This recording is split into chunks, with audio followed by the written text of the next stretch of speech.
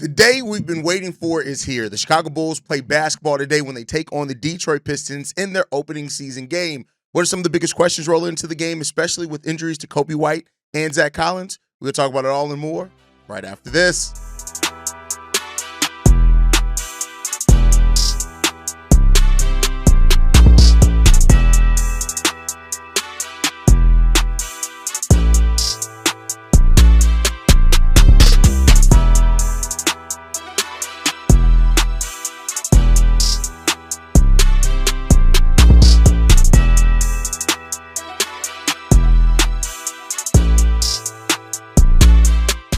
What's going on, Bulls fans? Welcome to another episode of Chicago Bulls Central, your number one spot for everything Chicago Bulls related. I'm the host, Haize, but more importantly, you guys can follow the channel at Bulls Central Pod on every social media platform we happen to be on. With that said, let's go ahead and get into this content for today, y'all. And I want to talk today about the biggest questions going into opening night for the Chicago Bulls. Some of these are going to be pretty straightforward. Some of these we're going to get a little bit into depth with. First off, the Chicago Bulls, for those that don't know, play the first basketball game today. I don't know where you've been because how you a member of Chicago Bulls Central if you don't even know that the Bulls play basketball today. But the Chicago Bulls do take on the Detroit Pistons today. And this is going to be a game that is going to be tough, mainly because of how the Pistons and their ceiling defensively. And a player like Ausar Thompson, who is on this roster, is going to definitely make fits for the Chicago Bulls out on the perimeter. And so it's going to be up to Matas Buzelis, it's going to be up to Josh Giddey to keep the offensive pressure up, especially with Ausar not having to worry about guarding Coby White. So it's going to be important to make him have to guard one player. Now, the projected starting lineup for the Detroit Pistons is Cade Cunningham, Duncan Robinson, Ausar Thompson, Tobias Harris, and Jalen Duren. That is the projected starting lineup for them. According to ESPN, the Chicago Bulls projected starting lineup, we don't exactly know with the injury to Coby White if Billy Donovan is going to go more Ayo Dosunmu or Kevin Huerter in that starting lineup. But here's, for what it's worth, the starting lineups up here if you're on the YouTube side. And so the questions that I have coming into this game, first off, is how do the Bulls deal with the absence of Coby White? Yes, they played the entire preseason without Coby White, but we know that preseason basketball is a lot different than regular season basketball. The rotations are different. You're going a lot deeper into your bench, and teams aren't necessarily playing their starters after a period of time. And therefore, you had to weather the storm, but it was under a complete different circumstance. Now you're playing a full regular season NBA game with regular season minutes and rotations. So I'm interested to see who steps up in that and how they deal with that absence. So that's a big thing. There's a big scoring load that is now missing for the Chicago Bulls team because Coby White not being there.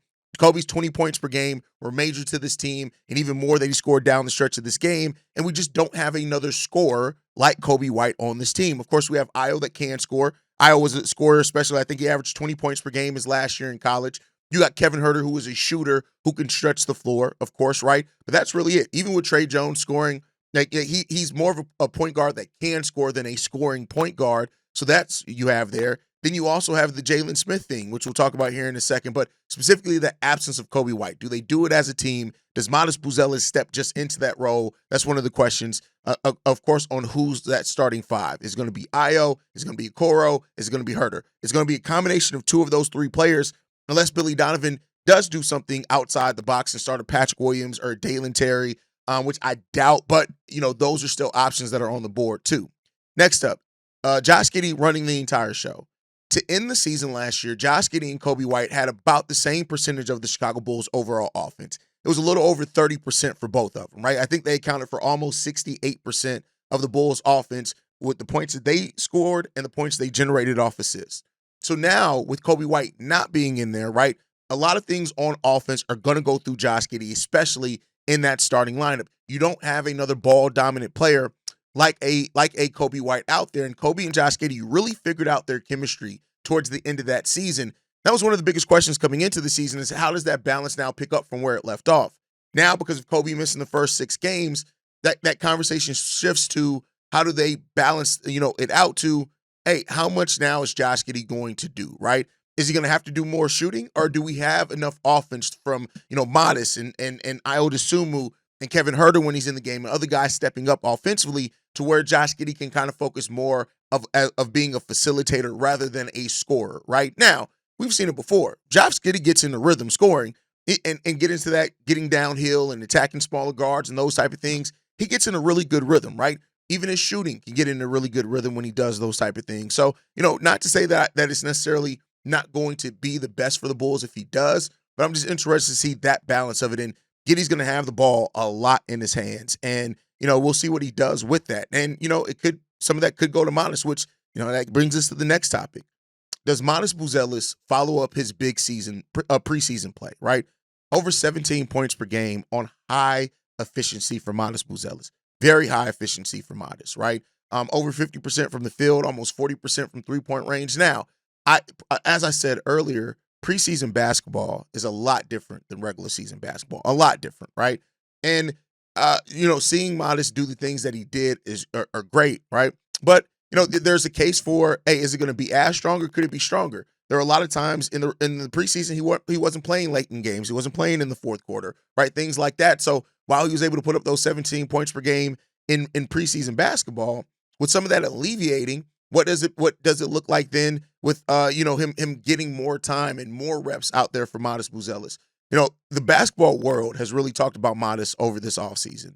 And that's really good to see from Matas, because I think the Bulls haven't really had a player that nationally has been talked about the way that Matas has, probably since Lauri, right? Somebody said since Derek, and I think people forget just how good Lauri Markkanen's rookie year was, and how people, because of the trade of Jimmy Butler, were talking a lot about Lauri Markkanen in that rookie year. But regardless of how you look at that, Matas Buzelis had 3 games of scoring 19 points, 1 game of scoring 20 points, and only 1 game of scoring 11 points in the preseason, right?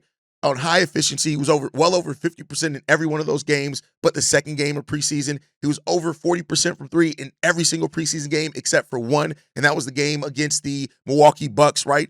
The question that I have for Matas as well, though, is not just stepping up as an offensive player. We also need to see more rebounds. Now, the block shots, great. Now, we know he had the game of having 5 block shots in that game, and that's all really important. But you want to see how he's going to help protect the rim. He's really our only thing is close to a rim protector that we have on this team. Now, we have other players that if Zach Collins is healthy, he's solid as far as in-paint defense. Even Nikola Vučević's in-paint on-ball defense when he's not in pick and roll is pretty solid, but it's not a rim protector, right? Of course, Noah Essengay theoretically could bring some of that too, but we don't think Billy Donovan's going to play him a lot. So it really is a lot on Matas, and seeing what he does in this game. Matas has been very good at, I'm going to do whatever I'm called upon to do in this game. That's what I'm going to do. And, that's great. And Matas has the right mindset and mentality about that, because he just wants to be a great basketball player. If it means offensively, if it means defensively, whatever he has to do, Matas would probably be one of the first ones to tell you, I want to be able to do whatever they need. Whether you need me to score 20, great. You need me to go lock somebody up, I'm going to try my damnedest. Now, does that mean he's going to get cooked sometimes? Yeah, but he's going to try his damnedest, right? So, this could be the first game of the breakout season for Matas Buzelis. Now, I am someone, and I've been very consistent this offseason is saying, hey, let's temper our expectations on how much Matas can do, or Matas will do it. He can do anything, but will do in year 2. It's a lot to put on a player in year 2. But between Matas's talk, his preseason play, the hype around that, like the hype is too crazy now. You can't put the genie back in the bottle. Matas Buzelis' hype is real, and the only thing that's going to stop it is bad play on the basketball court, right? So let's see how Matas is doing. He's going to have an important role today, whether he's guarding Ausar Thompson, whether he's guarding Tobias Harris, whether he's guarding Ron Holland III, who can get in there as a forward sometimes too. Like, and that's his guy. That's the guy he was on a team with, right? As far as before they came into the NBA, those minutes from Matas Buzelis are going to be important on both sides of the ball. And like I said, I mean, Matas is the next one up, and until further notice, that's who Matas Buzelis is. So, we got to see what's going to happen there. But, we're really watching how Matas steps up, especially in the absence of Coby White, is going to be major today, because we're going to need every single bit of the offense. We're going to need every bit of the defense. And if Matas steps up, as I've said this a lot of times too, right? Matas stepping up and being a more consistent defender may have a bigger impact on this team than scoring 18 points per game. Not to say that we don't still need a scoring, but this team is so lacking of on-ball defenders. Our best on-ball defenders are really Ayo and Isaac Okoro.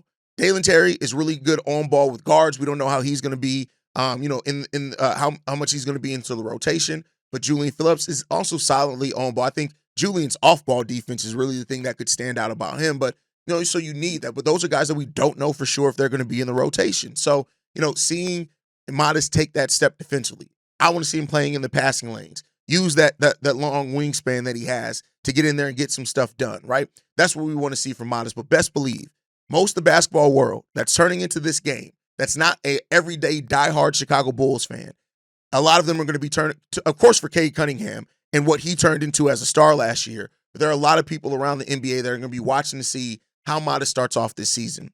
And if he wants that hype around having the chance to win Most Improved Player of the Year, that run starts now. Those opportunities start now for Matas Buzelis, and we'll see if he can get into that. Next up, will the real Nikola Vučević please stand up? That's going to keep being my motto coming into this season because, listen, we already know Vuč is a net negative defensively. He's just going to be a net negative defensively. It's the way that the league runs things now with the switch-heavy, forcing switches that teams do, putting teams in pick and roll. Those are all things that do not play well into the game of Nikola Vučević. So because of that, you cannot, I repeat, you cannot be a nothing on offense if you're Nikola Vučević. You just can't. You're not providing defense. If you're not going to be providing consistent offense, and it doesn't even have to be the 18 and a half and 11, right? Like, yeah, you're 35 years old. If it's 16 and 10, I'll take that too. But we cannot have the Nikola Vučević that scored in single digits every single preseason game but one. And like I said with Matas, it's preseason basketball. Vuč is a vet. He very well knows, hey, I need to make it through preseason. I don't want to get hurt. We'll get into the regular season. He knows that. So if that's going to be the thing, I am not mad at that at all, not even remotely. But I will say this, right? Vuč has to show it this game. One of the best things about Vuč last year, he was the most consistent Bull. Despite the hate that some Bulls fans throw at him, all that type of stuff, he was the most consistent Bull for the entirety of the season, right? And so you need that. And a lot of this is going to go to Josh Giddey being more on ball. Nikola Vučević was Josh Giddey's most assisted player last season, right? That's who he threw the most assists to. The big man point guard dynamic is really important, especially for a player like Nikola Vučević who, can create his own shot in the post. But if you have a point guard that can help him create that puts him in the best situations. That's why he had one of his most efficient seasons with the Chicago Bulls last season was playing with Josh Giddey. So I think that's going to be an important duo, especially now with missing Coby White. And so we need Vuč to give us something. And Vuč has to get back to the player, like I said, that, yeah, it's a defensive liability, but at least bring the consistency offensively. Vuč ain't doing that. I don't know what the value of Nikola Vučević is out there. And so Vuč has to prove that value. Again, I'm not saying this to crap on Vuč. I'm just saying it as a real thing. The preseason was bad for Vuč. It was really bad for Nikola Vučević. And if it was almost any other player, I'd be more concerned about it. But with Vuč being a veteran, Vuč being basically one of the most consistent players in the NBA offensively as far as what he provides when he keeps his big ass in the paint and doesn't take as many threes, right? So that dynamic is going to be really important for the Bulls to figure that out in this season and to get Nikola Vučević to be effective and efficient, right? So that's what we're looking at too. Next up, who steps up off the bench? With one of Kevin Huerter or Ayo Dosunmu being in the starting lineup, it does weaken that bench some, right? And Zach Collins is already gone. So the first question is, how does Jalen Smith do in a backup role? We've seen a lot of different versions of Jalen Smith here in his time of Chicago, right? And again, I don't say this to knock anybody. I want every player on my team to do well. And we've seen the efficient Jalen Smith games. We've seen some very bad stretches of Jalen Smith basketball as well, where he can't shoot and he still falls in love with the three. Very similar to what we see from Nikola Vučević sometimes. But now that Jalen is in the rotation, he doesn't have to worry about fighting for minutes. All he has to do is worry about losing minutes if he doesn't play well. And it's you look at the preseason for Jalen, it was a lot of mixed bag stuff there for him as well, right? He had one game of 15 points and 5 rebounds. That was in the last game against the Minnesota Timberwolves. Other than that, he didn't really shoot the ball all that well, right? Terrible from three. Only made 2 3-pointers the entirety of preseason, and I think he took like 15 of them, right? That's off the top of my head. That may not be the exact number. And so you need a Jalen Smith that, to me, not to say that I'm going to go to Jalen and say, I need you to play Zach Collins, but I'm going to go to Jalen and say, listen, if you have the wide open three, take it. And that's just a message for everyone. If you have a wide open three, take the three, right? If the defense is collapsing on Josh Giddey, you're the trail man or you pick and pop, take the open shot. No problem about that. Other than that, though, I want you in the paint too. I want you being active, going after every single rebound, offensively and defensively. Jalen, crash the boards, right? And that's what I want to see. And try to live off putbacks. Try to live off diving to the rim and letting our guards find you. That's what I want to see from Jalen, especially because Jalen is a more mobile big, right? And so, you get into that transition offense, it's going to be right there for you. So that's what I want to see from Jalen. How does he step up in Zach Collins' absence? Because those Jalen Smith minutes are going to be important minutes for the Chicago Bulls this season. Then Trey is one of the most consistent people. Like, I know what Trey is going to do. I don't necessarily know what the statistical output is going to be, but I tell you, Trey's going to attack. He's going to rebound well for his size. He's going to make smart passes, and he's not really going to turn the ball over. Like, that's what Trey Jones is going to do. There's going to be some times where Trey catches a scoring bug, and that's great for the Bulls when he's able to do that, right? Because it provides another one. Like I said earlier, Trey is a point guard that can score. He's not a scoring point guard, right? So people that kind of make it seem like because he shoots the ball efficiently, right? He's going to shoot the ball 48 to 52%. Like, he's going to be efficient in the shots that he does take because he is smarter about the shots that he takes. But if you're looking for him to step into a void and providing a big scoring punch, that's not really what he's going to do consistently. There's going to be some games where he gives that, but it's not really what he's going to do consistently, right? But I'm looking for Trey more so to organize that bench. We don't have an offensive weapon coming off the bench now, especially if Ayo's in the starting lineup. If he is on the bench, then we have a bit of a scoring punch coming off the bench. But you don't have a lot of guys that can create their own shot. So whether you're looking at Jalen or Dalen Terry or Julian Phillips or even Patrick Williams, right? Trey Jones has an important job of helping get those guys in position, manipulating that defense to get them there, and then we'll see what we can do. So that's a big question coming into this one as well, is how is Trey going to perform? But like I said, Trey's pretty consistent as far as just him playing basketball the right way. The statistical output can vary sometimes, right? And then with either Kevin Huerter or Ayo Dosunmu in the starting lineup, who's going to bring the scoring off the bench? If Ayo is coming off the bench, I feel a little bit more confident in the scoring coming off the bench, because what we've seen in Ayo putting the ball on the floor, the quick first step to get to the rim, putting pressure on defenses.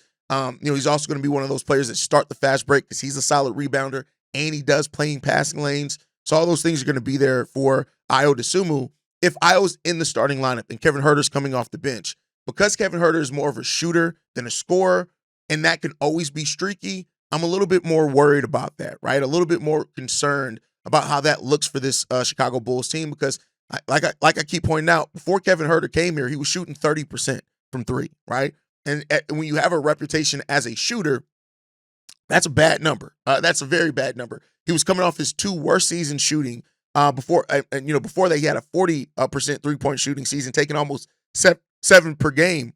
Then he fell down to 36. Then he fell down to 30% in Sacramento before he was traded to the Bulls last season. And then with us, that went back up to 37%. But on the season last year, people forget because he was such a hot shooter for the Bulls, he only shot 34%, less than 34% from three for his whole season last year. So if Kevin Huerter can bring the shooting consistently, that helps balance it out, right? Especially playing off Trey Jones, that type of thing. If Patrick Williams also has his shooting going, that's something that can help this team. And we only got 2 games of Kevin Huerter in preseason. And in that, he shot less than 30% from three. So it's a little concerning there, but we know that shooters, they can catch a streak at any time, and we'll see what Kevin Huerter can do in his time there, right? And then outside of that, I'm also looking at, does Dalen Terry, Julian Phillips, P. Will, or an outside chance of Noah Essengay make an impact in this game? I don't know what the minutes rotation is going to look like for those guys, but in their minutes, do they make an impact? That's what I'm looking for those guys, especially the players that you know or you don't know for sure if they're going to play above 15 minutes. What do you do in the minutes that you do play? Is your impact felt out there? Is your presence felt out there, right? That's what I'm looking at for those guys. I know that sounds like a low bar, but I'm just trying to set it there first, because we've had different times of all those guys not really making an impact. They were on the court, but you really didn't feel it, right? And so I want to see that. I want to see Dalen, with his last year before going into restricted free agency, make an impact. I want to see Julian Phillips be able to do the same thing, right? And P. Will, you guys know I'm not high on P. Will by any stretch of the imagination, but I'm not going to act like in the role that he's going to have here that P. Will can't do some things to help the Bulls, because he absolutely can. And then lastly, Billy Donovan's coaching. I can't overlook that. physicality and defense were the buzzwords this this training camp period. How much of that follows into now what the Bulls do and how they balance themselves during the regular season? That's a huge question there. And that's what I'm looking at from this team as well, is that, do we see the improvement and the consistency from them physically and defensively, right? I don't expect the Bulls to be a top 10 defense, but I want to see total effort with the team on defense. Team defense is what can get you there, right? And so that's what I want to see from this Bulls team. Also from Billy Donovan, how does he balance the rotations in the lineup? That of course, the starting lineup, we talked about that at the start of the show, but then as the ebbs and flow of the game goes, do we see Billy Donovan get back to some things where he pulls a guy that's getting hot, right? Do you ride the hot hand? Do you allow players to catch their rhythm? Those type of things. Do you pull players when they're clearly hurting the team? Those are the type of things I'm looking at for this game today. And we'll see, right? And as always, especially with a team like the Detroit Pistons that are well coached and sound defensively, how does Billy Donovan make adjustments in this game? If he makes those solid adjustments, things are going to look really good for the Bulls. If he does not, it can get ugly. It can get very ugly for this team real quick. So that's the things that we're looking for in this game. The Detroit Pistons are coming in. They're looking for a 50-win season this year. They're trying to be one of the top teams in the East. The Bulls are trying to prove that last season's end wasn't a fluke. This is a game of two rivals that have been that for their almost the entire existence of both their franchises. And this is going to be a fun game. The game's going down 7 p.m. Chicago time. We will be live for the game, so make sure you guys stay in tune with us for that. But you guys can follow us at Bulls Central Pod. You can send us any feedback, questions, comments, concerns, bullscentralpod@gmail.com. And lastly, if you want to leave a text message and our voicemail for the mailbag, the number to do so, 773-270-2799. We're the number one spot for everything Chicago Bulls related, but that is thanks to you, lovely and beautiful people. And like I like to end every episode on, go Bulls. Love you guys. See you ready for Can, y'all. Peace. This has been a presentation of the Break Media.